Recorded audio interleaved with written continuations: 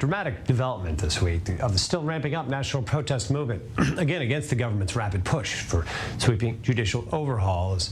Now, some of the nation's vaunted Air Force combat pilots announced that they would not show up to a planned training session this week to protest the overhaul. Now, the 69th Squadron pilots were just the latest and among the most high-profile group of reservists to announce such a move, joining others from elite commando units or the Cyber Intel Unit 8200. It's even led the IDF Chief of Staff, Herzi Halevi, now to express his concern to Prime Minister Netanyahu that the recent threats from members of the Army's reserve forces could expand to the point of harming the military's operational capabilities. To get more perspective on this, so we're joined in the studio by one of our frequent guests here, IDF Reserve Lieutenant Colonel Doron Avital, former commander of the IDF's most elite special forces. So just with your perspective on the apparatus here right now, when we're talking about the pilots. First of all, you're surprised to see the Chief of Staff, issuing warnings like this. Do you recall anything this large scale where the Chief of Staff had to sort of raise the red flag?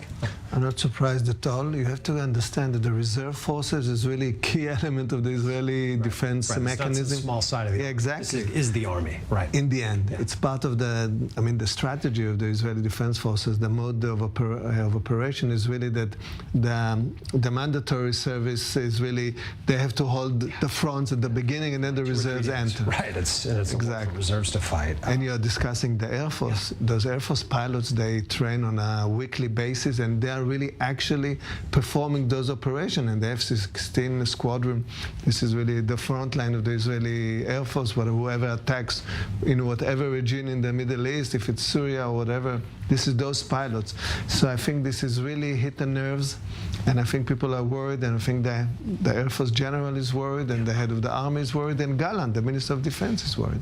Look, the impact of the pilots, whether it be the Sayeret Matkal commandos or the pilots you mentioned here, these are individuals who, rightly so, are venerated by society at large. That there's the top standard, of not just soldier, but of a citizen, in many ways. Exactly. These people embody. Is there a certain greater hit to the morale of a country seeing this? The impact, just the symbolic impact, even of their taking a stand. Symbolic impact is just basically what we see in those protesters. We see the elite of Israeli society, and this gap between the elite and the people. This and really not political. I mean, the elite. Yeah, the elite. Financially, army, whoever, academia, legal system, and this is really what defines this crisis. This is why it's so worrisome, because we really have to see that there's no separation between the elites and the people. So this is a main issue, and when it comes to the army, the autonomy of the army, the main key generals, the players that really in the reserve, this is really frightening. Look, I want to move to a different sort of focus while we have you in the studio here, and if just to remind our viewers of other things happening. If you tuned in here in recent weeks, it's been a relatively tense period between Israelis and Palestinians, and the West Bank in particular. Many shooting attacks have been perpetrated against Israelis on the main roads, at bus stops, their homes, their cars, sometimes with deadly effect.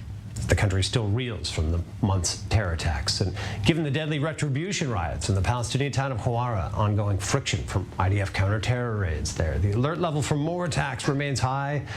As preventative measure, the security closure has been put in place around the West Bank and Gaza for the short holiday of Purim this week. And I'm still with Doron Avital on this. Look, since the unrest last week, it felt like things were spiraling out of control.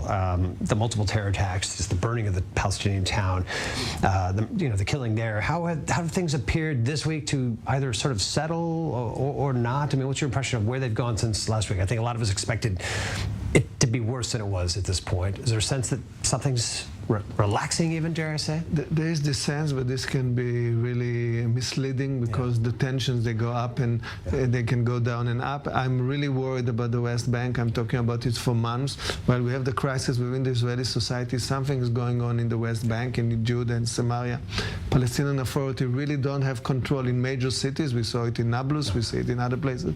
Then you have the settlers that are really playing a key role. What happened in Hawara is really unacceptable in any measure in Israeli society. You have to contain it again.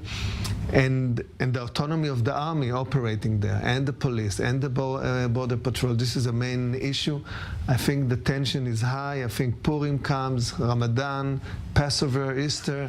We are tough times ahead, and the energy of the crisis within Israeli society can really ignite something there. So tricky situation.